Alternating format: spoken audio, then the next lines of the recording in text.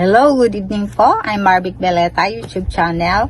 Please watch, subscribe. Salamat po, pasuporta.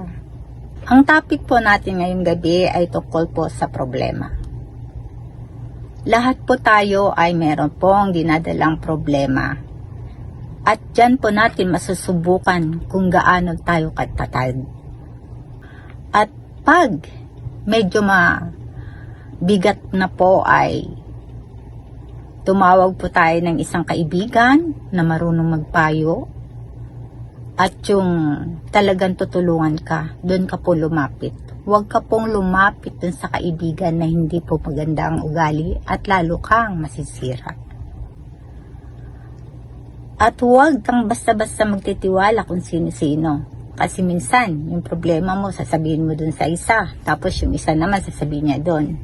Mahirap po yung ganon. Mamili ka po ng taong totoo, madali lang pong hanapin yan. At mag-pray ka. Humingi ka kay God ng sign para matulungan ka. At sigurado kung meron siyang ipapadala sa iyo na isang kaibigan para ikaw ay tulungan niya. Parang mga angels po. Maniwala po kayo. Totoo po yan. Kaya po, mag-pray po tayo kay Lord na sana ay huwag tayong pabayaan.